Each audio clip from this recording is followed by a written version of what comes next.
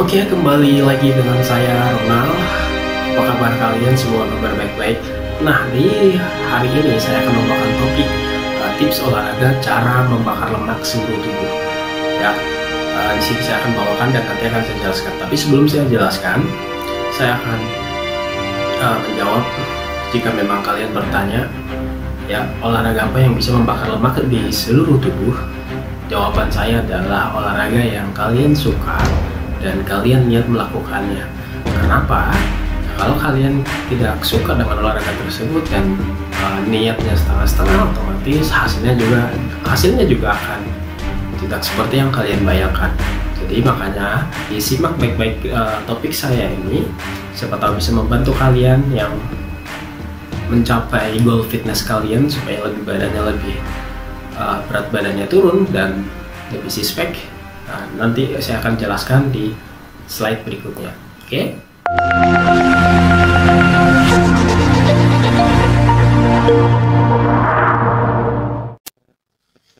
Oke, kita masuk, tapi sebelum kita mulai perlu diingat supaya hasil kalian itu lebih bagus. Penting ya, ini diingat, olahraga aja tidak cukup untuk menurunkan lemak tubuh, tetapi juga perlu niat, diet, defisit kalori. Ingat hukum Pareto, yaitu 80% mencapai goal fitness kalian, 20% nya adalah hasilnya. Jadi inilah sedikit gambaran yang bisa saya kasih saran untuk kalian supaya lebih optimis tetap mencapai goal fitness kalian. Oke, kita lanjut lagi.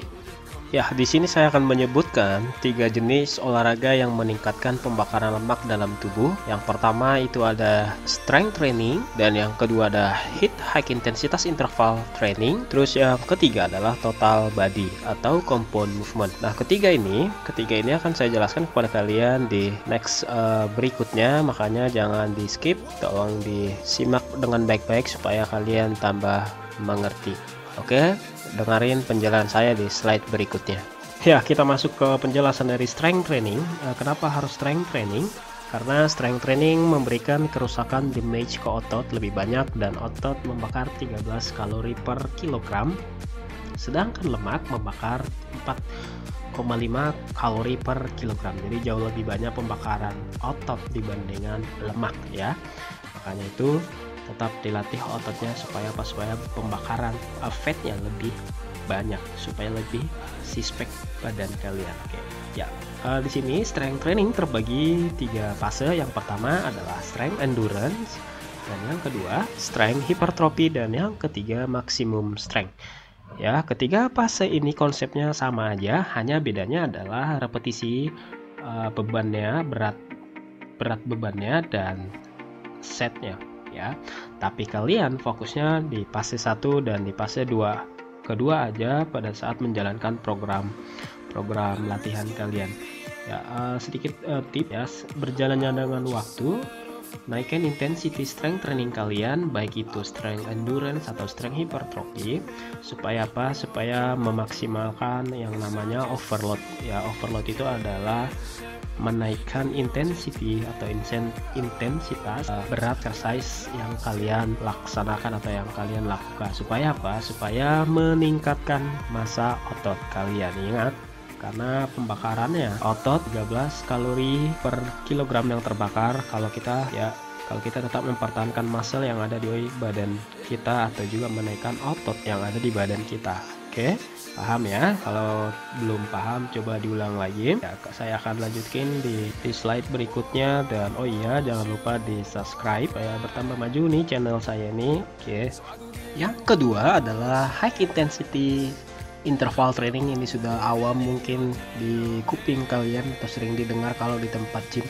Nah, high intensitas interval training adalah jenis olahraga yang menggabungkan intensitas rendah dan intensitas tinggi dengan waktu cukup singkat dan rest yang singkat juga. Karena after effect olahraga ini membakar kalori cukup lumayan banyak, cuma tergantung setiap individu. Makanya banyak yang merekomendasikan olahraga ini, salah satunya adalah saya tentunya. Kenapa bisa? Nanti saya jelaskan di penjelasan semuanya, di akhir nanti akan saya jelaskan ya keseluruhannya. Yang terpenting jenis olahraga yang ketiga ini saya sampaikan dulu kepada kalian supaya mengerti. Makanya itu jangan di skip ya, supaya tidak salah paham. Yap, akan kita lanjut lagi.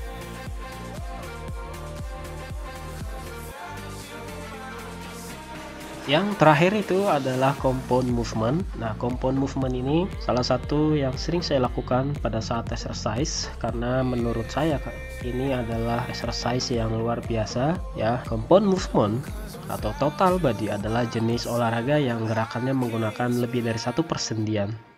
Atau pada saat kalian melakukan exercise seperti contoh ya, squat, habis squat langsung lat pull down, habis itu pull up, shoulder press, dan chest press.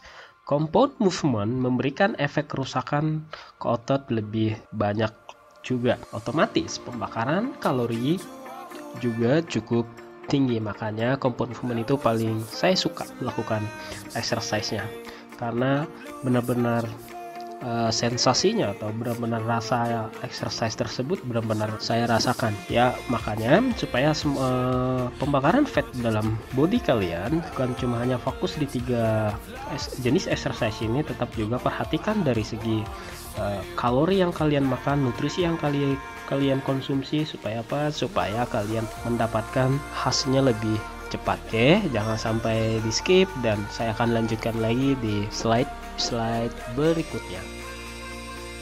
Nah, saatnya saya jelaskan inti dari ketiga jenis latihan yang tadi. Cuma sebelum saya jelaskan intinya, setiap olahraga tetap ada manfaatnya ya. Kenapa saya rekomendasikan ketiga exercise ini untuk membakar lemak tubuh? Alasannya adalah karena ketiga olahraga ini memberikan efek pembakaran lemak tubuh dalam kondisi istirahat. Paham ya? Masih bingung juga? Baiklah, tonton sampai habis. Ketiga exercise tersebut adalah olahraga pembakar lemak dalam kondisi istirahat. Kenapa? Penyebabnya adalah karena EPOC. Jadi semuanya yang ketiga itu compound movement dan strength hypertrophy itu karena EPOC. Kepanjangannya adalah excess post exercise oxygen consumption atau konsumsi. Nah, EPOC pengertian sederhananya seperti ini. Ketika kalian menggunakan kendaraan kalian, entah pergi ke mall atau entah ke mana lah, dan pulang lagi ke rumah, apakah mesin kendaraan Anda langsung dingin? Tentu tidak kan, masih panas, pasti masih panas ya. Begitu juga dengan tubuh kalian, ketika selesai berolahraga butuh waktu, butuh oksigen lebih banyak dari biasanya, dan energi lebih banyak untuk mengembalikan ke kondisi normal, sehingga metabolisme tubuh kalian itu meningkat. Tetapi ada beberapa faktor supaya EPOC ini berhasil, yaitu oksigen yang dibutuhkan lebih besar daripada oksigen ya. Maksudnya adalah seperti ini, atau sebagai contoh adalah ketika kalian di rumah lebih banyak berdiam di rumah cuma menonton YouTube kan, oksigen yang dibutuhkan nggak terlalu banyak kan. Berbeda dengan pada saat kita exercise, itu energi yang dibutuhkan itu pasti lebih banyak. Coba pada saat misalkan squat atau back squat ya, bisa nggak tarik napas kalian itu, tarik napas pada saat di tengah-tengah exercise kalian tarik napas, buang napas, tarik napas, buang napas, nggak bisa kan. Nah itu jadi tergantung oksigen yang dibutuhkan ya, tergantung oksigen yang dibutuhkan lebih besar daripada oksigen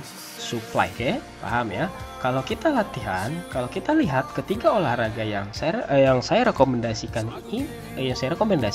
adalah menggunakan EPOC intensitas tinggi, memacu adrenalin atau termasuk ke anaerobik. Anaerobik itu adalah tidak menggunakan oksigen keseluruhan saat exercise, berbeda dengan aerobik. Aerobik itu menggunakan oksigen keseluruhan saat exercise. Nah itu bedanya. Makanya bedanya latihan kardio terus menerus sama beda latihan anaerobik itu membutuhkan hasil yang berbeda-beda. Jadi setiap hasil yang berbeda ya. Udah paham ya? Kalau belum paham, tulis komentar kalian di bawah.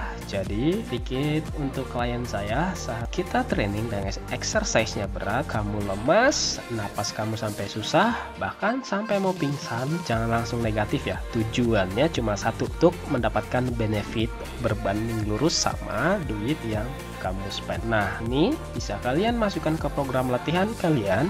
Jika kalian suka, tolong di subscribe, di like, dan di share juga. Oke, terima kasih dan sampai ketemu di topik berikutnya. Semoga bermanfaat.